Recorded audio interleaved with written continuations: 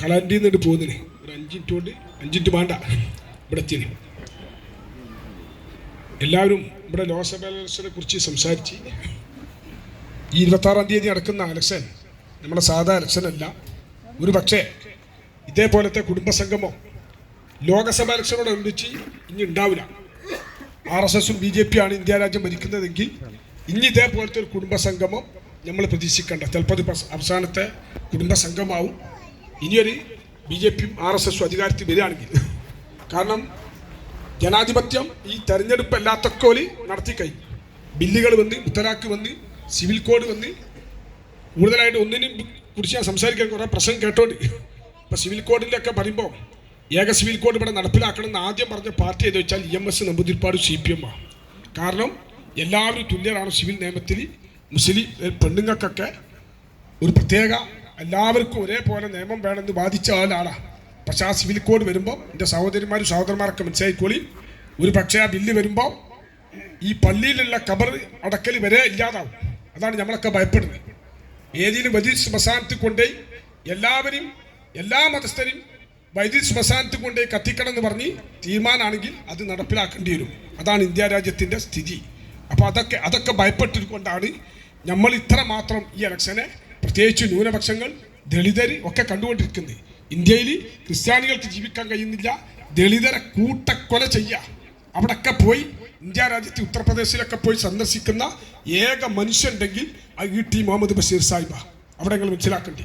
അവിടെ ഏത് സ്ഥലത്താണെങ്കിലും അങ്ങനെ ദളിതരെ കൂട്ടമാനഭംഗം ചെയ്ത് അവരവിടെ വെച്ചിട്ട് തീ കൊടുത്ത് കൊന്ന ഒരു കുട്ടിയുടെ ഫോട്ടോ എടുത്തതിൻ്റെ പേരിലാണ് സിദ്ദീഖ് കാപ്പനെ അറസ്റ്റ് ചെയ്ത് ജയിലടച്ച് അദ്ദേഹത്തെ ജയിൽ മോചിതനാക്കാനും ഒക്കെ പോരാടിയത് ET മുഹമ്മദ് ബഷീർ സാഹിബാണ്. 2 സ്ഥാനാർത്ഥികൾ കമ്പയർ ചെയ്തോളി. ഞാൻ അത് മാത്രം പറയാം. 2 സ്ഥാനാർത്ഥികളെ നിങ്ങൾ കമ്പയർ ചെയ്തിട്ട് വോട്ട് ചെയ്താൽ മതി. ഇപ്പോൾ വസീഫ് ഇവര് പറഞ്ഞ ചെറുപ്പക്കാരൻ എല്ലാവരും വീട്ടിൽ വന്ന് പറഞ്ഞിട്ടുണ്ടാവും ചെറുപ്പക്കാരനാണ്. ഈ വസീഫിന്റെ നാട് എവിടെയല്ലോ? കോഴിക്കോട് ജില്ലയിലാണ്. കോഴിക്കോട് ജില്ലയിൽ ETന്റെ അതേ പ്രായമുള്ള ആളാണ് MK രാഘവൻ. എന്താ അവിടെ കൊണ്ടുപോയിട്ട് ഈ വസീഫിനെ അയാളെ ജില്ലയെ മത്സരിപ്പിക്കാൻ ചെറുപ്പക്കാരനാണെങ്കിൽ അവിടെ ET പ്രായമായ എളമര കരീമ മത്സരിച്ചത്. നല്ല ചെറുപ്പക്കാരനും മുന്തിയ സാധനമാണെങ്കിൽ അവനാന്റെ ജില്ലയിൽ മത്സരിപ്പിച്ചണ്ടേ? ജയിച്ചിന സ്ഥലത്ത് മത്സരിപ്പിച്ചിട്ടില്ലല്ലോ. ഈ മലപ്പുറത്ത് കൊണ്ടുവന്നിട്ട് തോൽക്കണ സീറ്റിൽ കൊണ്ടുവന്നിട്ട് ചെറുപ്പക്കാരനാണ് ഞങ്ങളുടെ സ്ഥാനാർത്ഥി എന്ന് പറയുക. ചെറുപ്പക്കാരന് മത്സരിച്ച അദ്ദേഹം മുന്തിയ സാധനമൊക്കെ ആണെങ്കിൽ അദ്ദേഹത്തിന് അറിയണമെങ്കിൽ കൊടിയത്തൂർ പോയി അന്വേഷിച്ചാൽ മതി അയാൾ ആരാ എന്താ കോലെന്നൊക്കെ. ഞാൻ ഇവിടെ പറയുന്നില്ല. അദ്ദേഹത്തിന് കോഴിക്കോട് ജില്ലയിൽ നിർത്താതെ ഇങ്ങോട്ട് വരിക. ചെറുപ്പക്കാരല്ല ഇവിടെ ഉണ്ടാകും. തല്ലുണ്ടാക്കാൻ കൊണ്ടുകയല്ല, ഒടുക്കി ലോകസഭയ്ക്ക് അവിടെ അടി ഉണ്ടാക്കാൻ കൊണ്ടുക. അങ്ങനെ വെച്ചാൽ തടി മണ്ണൊക്കെ ഇവിടെ എത്ര ആളുകളുടെ ഓല നിർത്തിയാൽ പോലെ. അവിടെ തലച്ചോറുള്ള പോകണം. അത് ET മുഹമ്മദ് ബഷീർ സാഹിബ. അതേമാതിരി നിങ്ങൾ ചിന്തിച്ചു നോക്കി. നരേന്ദ്രമോദിയുടെ അമിത്ഷായുടെ മുഖത്ത് നോക്കി ധൈര്യപൂർവ്വം ആൺകുട്ടികളെ പോലെ സംസാരിക്കാൻ കരുത്തുള്ള ആൾ പോകണം. ETന്റെ ഓരോ വീഡിയോകൾ പരിശോധിച്ച് നോക്കി, യൂട്യൂബിൽ അടിച്ചാൽ കിട്ടുമല്ലോ. ET ഭയമില്ലാതെ സംസാരിച്ചു കൊണ്ടിരിക്കുക ഈ രാജ്യത്തെ പാവപ്പെട്ടതിന് വേണ്ടി. അതാണ് ETന്റെ പ്രത്യേകത. അങ്ങനെ ഓരോരുത്തരെടുത്ത് കമ്പയർ ചെയ്ത് സംസാരിച്ചാൽ മതി. ET എന്ന് പറഞ്ഞാൽ ആരാറിയോ? പാവപ്പെട്ടവന്റെ കണ്ണീരൊപ്പുന്ന ഒരു മനുഷ്യനാണ്. കോഴിക്കോട് CH സെന്ററിൽ ആരെങ്കിലും മെഡിക്കൽ കോളേജിൽ പോയാൽ കോഴിക്കോട് CH സെന്ററിൽ പോയില്ലേ? അവിടെ ജാതി മതമില്ലാതെ രാവിലെ സുബൈക്കാണ് തുടങ്ങും 10,000-കണക്കിന് ആളുകൾക്ക് ഭക്ഷണം. മുസ്ലിം ലീഗിന്റെ CH സെന്ററിൽ അതിന്റെ നേതാവ് ET മുഹമ്മദ് ബഷീർ സാഹിബ. ഞങ്ങളൊക്കെ കൊല്ലം പൈസ അങ്ങോട്ട് കൊണ്ടുപോയി കൊടുക്കുക. അതുപോലെ 7 മണിന്റെ ട്രെയിനിന് എൻ്റെ സഹോദരന്മാർ വെറുതെ പറയില്ല. 7 മണിന്റെ ട്രെയിനിന് തിരുവനന്തപുരത്തേക്ക് യാത്ര ചെയ്ത് നോക്കണ്ടി. ആ ട്രെയിനിൽ കാണാം പിഞ്ച് പൈതങ്ങളും മറ്റുള്ള കുട്ടികളൊക്കെ തലക്കെ മൊട്ടടിച്ചിട്ട് പാവപ്പെട്ട കുട്ടികൾ, സ്ത്രീകളൊക്കെ ആ ട്രെയിനിൽ കാണാം. എങ്ങോട്ട് പോകാറിയോ? റീജിയണൽ ക്യാൻസർ സെന്റർ ഹോസ്പിറ്റലിലേക്ക്. അവിടെ പോയാൽ എന്താ അറിയോ? ചികിത്സ കിട്ടും. നല്ല ക്യാൻസർ ഡോക്ടർമാർ ചികിത്സ കിട്ടും. പക്ഷെ അവിടെ അഡ്മിറ്റ് കിട്ടൂല. പുറത്ത് റൂം എടുക്കണം, 10,000-5,000 കൊടുക്കണം. അങ്ങനെയുള്ള ആളുകൾക്ക് ET മുഹമ്മദ് ബഷീർ സാഹിബ് നേതൃത്വം കൊടുത്തിട്ട്, അവിടെ ഒന്നും എല്ലാ ലീഗില്ലല്ലോ, ET മുഹമ്മദ് ബഷീർ സാഹിബ് നേതൃത്വം കൊടുത്തിട്ട് ഈ ക്യാൻസർ സെന്റർ ഹോസ്പിറ്റലിന്റെ അതേ വലുപ്പത്തിൽ ഒരു CH സെന്റർ ഉണ്ടാക്കി. എന്നിട്ട് അവിടെ എന്താ അറിയോ? മരുന്ന്, ഭക്ഷണം, വെള്ളം, താമസിക്കാനുള്ള സൗകര്യം കൂടെ ഒരാൾക്കും നിൽക്കാം. ഞങ്ങൾ എത്ര ആൾക്ക് കത്ത് വാങ്ങി കൊടുക്കലുണ്ട്. അതിന്റെ ആളാരാണ്? ഏറ്റവും വലിയ ആൾ ET മുഹമ്മദ് ബഷീർ സാഹിബാണ്. ഈ പുലിക്കൽ അങ്ങാടിയിൽ കണ്ണില്ലാത്തവരുണ്ട്. നമ്മുടെ ബാബുവിനെ അറിയാം, മുഹമ്മദ് P ബാബുക്ക് എത്രയോ സഹായിക്കണ പാവപ്പെട്ട ആളുകളെ. ഈ കണ്ണില്ലാത്തവരെ ആ സംരംഭം തുടങ്ങിയത് ആരാ? ഓർക്കുള്ള സഹായങ്ങൾ ചെയ്തു കൊടുക്കണ ആരാ? ET മുഹമ്മദ് ബഷീർ സാഹിബ് അന്വേഷിച്ചു നോക്കി. അങ്ങനെ പാവപ്പെട്ടവന്റെ നിരവധി കണ്ണീരൊപ്പുന്ന ഒരു മനുഷ്യനാ, രാവും പകലില്ലാതെ. അങ്ങനെയുള്ള ഒരാളാണ് നമ്മുടെ സ്ഥാനാർത്ഥി. അദ്ദേഹം എവിടെയും അദ്ദേഹത്തിൻ്റെ ഇത്തരം കാര്യങ്ങൾ പ്രസംഗിക്കരുതെന്ന് പറയാ. പക്ഷെ നമ്മൾ നാട്ടിലുള്ള ആളുകൾ അറിയണം, അങ്ങനെയുള്ള ഒരു സ്ഥാനാർത്ഥിയാണ് അല്ലെ ഏതെങ്കിലും ഒരാളെ പിടിച്ചുകൊണ്ടിട്ട് ലോകസഭയിലേക്ക് പറഞ്ഞേക്കില്ല. നമുക്ക് വേണ്ടി എല്ലാ നിലക്കും പോരാടാൻ പറ്റിയാണ്. ഇനി നമ്മളെ ഈ പിണറായിൻ്റെ ഭരണത്തിലേക്ക് എല്ലാവരും പറഞ്ഞിട്ടുണ്ടാവും. പിണറായിൻ്റെ ഭരണത്തിൻ്റെ സ്ഥിതി എന്താ? ഇപ്പം നോക്കി നിങ്ങൾ പെൻഷൻ കിട്ടി, ഈ സമയത്ത് ലാസ്റ്റിക്ക് വെച്ചിട്ട് 2 മാസത്തെ പെൻഷൻ എല്ലാവർക്കും കൊണ്ടു കൊടുത്ത്. ഈ പെൻഷൻ കൊണ്ടു കൊടുക്കുമ്പോൾ എന്താണോ വിളിച്ച് ഇങ്ങനെ കൊണ്ടുകൊടുത്തില്ല നിർബന്ധിച്ച് വിളിച്ചാ. ഇനി 6 മാസത്തെ കിട്ടാണ്ട് ഓരോരുത്തർക്ക്. ഇനി 6 മാസത്തെ ബാക്കിയാ. പൈസ ഇല്ലാന്ന് പറഞ്ഞ ഖജനാവിൽ സർക്കാരിൻ്റെ അടുത്ത് പൈസ ഇല്ലെങ്കിൽ എന്ത് ചെയ്യണം? ആദ്യം പിണറായിൻ്റെ മക്കളും പെണ്ണുങ്ങളുള്ള ദൂരത്ത് അവസാനിക്കണ്ടേ? പിണറായിൻ്റെ വീട്ടിൽ ഒരു ആല 3 പോത്തിനെയും പശുവിനെയും വളർത്താൻ ഞങ്ങൾ പച്ചക്കാൻ പറഞ്ഞുതരാ. 3 പശുവിനെ വളർത്തുന്നേ ഒരാളെ ക്ലിഫ് ഹൗസിൽ ഉണ്ടാക്കി പിണറായി. ഞാൻ വെറുതെ പറഞ്ഞില്ല, ഞങ്ങൾ മണിയൊക്കെ അടിച്ചു നോക്കി. 3 ആളുണ്ടാക്കിയത് 42 ലക്ഷം റുപ്യ ചെലവഴിച്ചിട്ടാ. ഇയാൾ പണ്ട് പശുവിനെ പോറ്റിയ ആളൊന്നല്ല, ഇയാൾ ആളെ പറ്റീന ആളാ. പശുവിനെ പോറ്റീന ആളൊന്നല്ല. ആ മനുഷ്യൻ പശുവിനെ വളർത്താൻ 42 ലക്ഷം റുപ്യക്ക് ആളുണ്ടാക്കി. AC നോക്കികളി മനുഷ്യന്മാരെ ചൂടെടുത്തിട്ട് കിടന്നുറങ്ങിട്ട് നിൽക്കാൻ വെച്ചാ. എന്നിട്ട് പശുവിനെ വളർത്താൻ ആരെ പൈസ കൊണ്ടോ? ഈ പിണറായിൻ്റെ പൈസ കൊണ്ടല്ല, ഓൻ്റെ ബാപ്പുറത്തെ പൈസ ആണെങ്കിൽ നമുക്ക് മനസ്സിലാക്കാം. ഇത് നമ്മളെ പൈസ കൊണ്ട് ഖജനാവിലെ പൈസ എടുത്തിട്ട് 42 ലക്ഷം റുപ്യൻ്റെ ആല. ആ ചാണകം പോകാനുള്ള കുയിക്ക് എത്ര അറിയോ? 3.5 ലക്ഷം റുപ്യ. ഇത് ആരെ പൈസ? നിങ്ങൾ ചിന്തിച്ചു നോക്കി. പിണറായിൻ്റെ പെണ്ണുങ്ങൾ കുട്ടികളൊക്കെ ട്രൗസറും പാൻറ്റും എടുത്തിട്ട് അമേരിക്കക്ക് പോവുക, ദുബായിക്ക് പോവുക, ലണ്ടനിക്ക് പോവുക. നമ്മളോട് പറയാം മുണ്ടുറുക്കി പൈസ ഇല്ല, നമ്മൾ കടന്ന് കഷ്ടപ്പെടുക. ഓന് ബലസ വെറുതെ പറയില്ലല്ലോ. നമ്മൾക്ക് ഇവിടെ കഷ്ടപ്പാട്. ഇവിടെ സപ്ലൈക്ക് വേണ്ടി ചെന്ന സാധനമില്ല, എവിടെ സാധനമില്ല.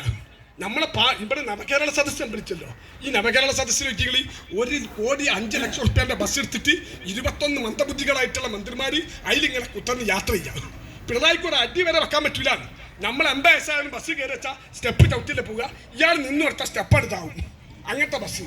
എന്നിട്ട് ഇയാൾ ഇങ്ങനെ വലിയ എന്താ ഇപ്പം പറയാ, ഞങ്ങൾ പെണ്ണുങ്ങളോട് പറഞ്ഞില്ല. അങ്ങനെ ഇയാളിങ്ങനെ മനുഷ്യ. എന്നിട്ട് ആ നവകേരള സദസ്സിലെ പരാതി കൊടുക്കാൻ ആരിപ്പോയിനോ? നമ്മളെ പാണ്ഡിത്യത്തുള്ളൊരു ഒരു സ്ത്രീ പരാതി കൊടുത്തല്ലോ. പാണ്ഡിത്യത്തുള്ള ഒരു പെണ്ണ് പരാതി കൊടുത്തത് എന്തിനാണോ? നമ്മളെ ഹെൽത്ത് സെന്ററിൽ ഹാർട്ടിനുള്ള മരുന്നില്ല. ഇനി കിട്ടിയാൽ തന്നെ ഡോസ് കുറവാ. നിങ്ങൾ ശ്രദ്ധിച്ചോ അറിയില്ല. ഹെൽത്ത് സെന്ററിലെ മരുന്ന് എൻ്റെ അമ്മക്ക് കൊടുത്താൽ എൻ്റെ അമ്മക്ക് ആ മരുന്ന് വെച്ചാൽ റാത്താവില്ല, പുളിക്കാൻ പോയി കിട്ടില്ല. അതുപോലെ നരേന്ദ്രമോദിൻ്റെ ഒരു മരുന്ന് സാപ്പിണ്ട്. അതൊക്കെ നമ്മളെ സാധാ ഒരു കുടി കുടിച്ചു 25 കുടിച്ചണം, എന്നാലേ റാത്താവുള്ളൂ, ഡോസ് കുറവാണ്. അപ്പം ഈ പെണ്ണ് എന്ത് ചെയ്താലോ? ഈ പെണ്ണൊരു പരാതി കൊടുത്ത് ആർക്കാ പരാതി കൊടുത്താറിയോ? പിണറായി വിജയന് പരാതി കൊടുത്ത് പുളിക്കൽ ഹെൽത്ത് സെന്ററിൽ ഹാർട്ടിൻ്റെ മരുന്നില്ല. ആ പരാതിയൊക്കെ വാങ്ങിച്ച് എന്നിട്ട് അതിന് കത്ത് ഉടനെ കത്തി വരുന്ന അറിയോ? പാണ്ഡ്യാട്ടുപുറം മൃഗാസ്പത്രിയിൽ നിന്ന് ഒരു കത്ത്, ഇങ്ങക്കുള്ള മരുന്ന് ഇവിടെ ചിനി ആലോചിച്ചു. ഇങ്ങനെ ഒരു വൃത്തികെട്ട സർക്കാരുണ്ടോ?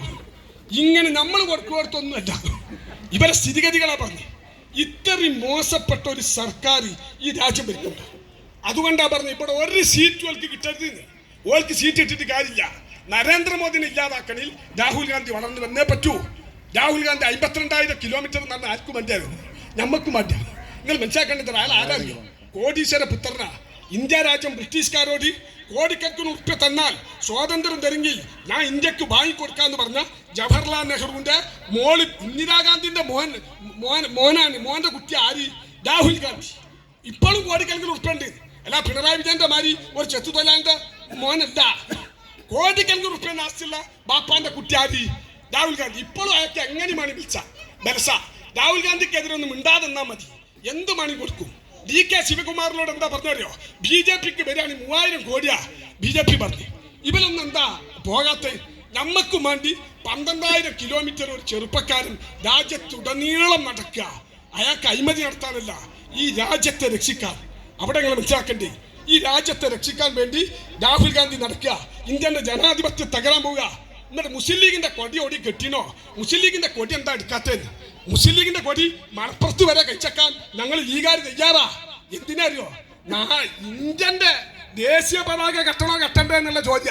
എന്നിട്ടല്ലേ ലീഗിന്റെ പതാക, ഇന്ത്യന്റെ ദേശീയ പതാക മാറ്റണ്ടേ? ഇന്ത്യന്റെ പേര് ഭാരതാക്കണോ രാമായണാക്കണോ ഒക്കെ ചോദ്യം ചോദിക്കുക. എല്ലാം മാറ്റ. എന്നിട്ട് ലീഗിന്റെ കൊടിയേറ്റ് കളിച്ചിട്ട് എന്ത് കാര്യ? നമ്മക്ക് എന്ത് വേണം? ഇന്ത്യ രാജ്യത്ത് കോൺഗ്രസ് വരണം.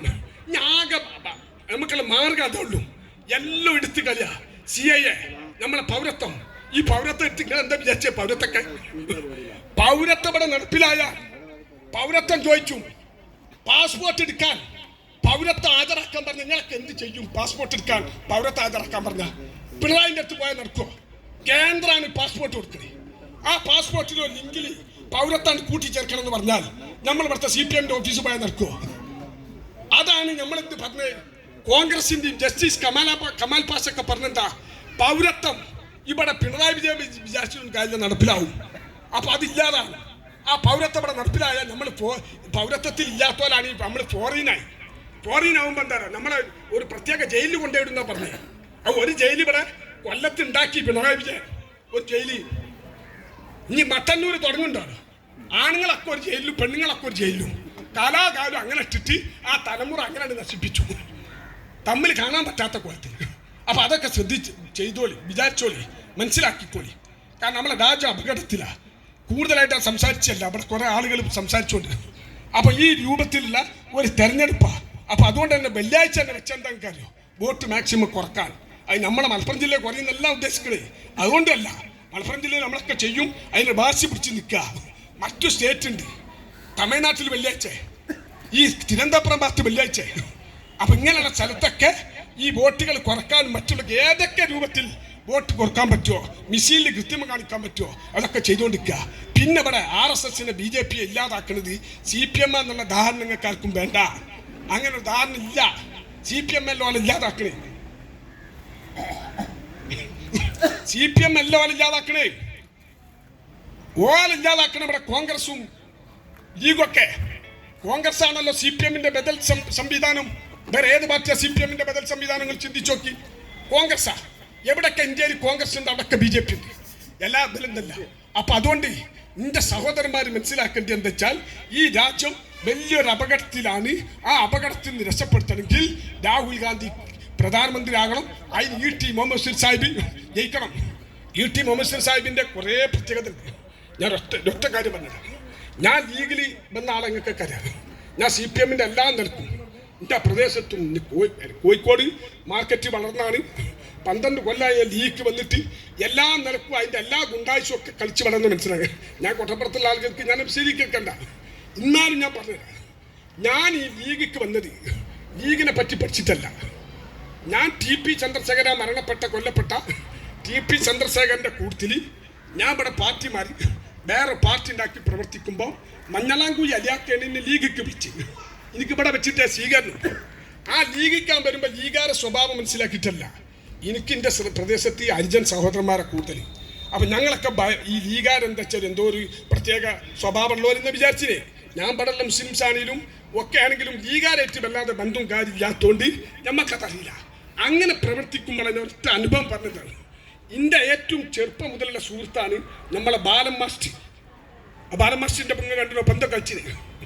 ആ ബാലൻ മാസ്റ്റർ ഞാൻ ലീഗിക്ക് പോയപ്പോൾ ഏറ്റവും ഭയപ്പെട്ടി, ഇനിൻ്റെ സ്വഭാവം മാറുമോ, ഞാൻ വലിയ വർഗീയവാദി ആവുമോ, ഞാൻ എന്തെങ്കിലും ഓനോടൊന്നും മുണ്ടൂലേ, ഓനും എൻ്റെ കുറച്ച് ആളുകളൊക്കെ ഒരു പേടി.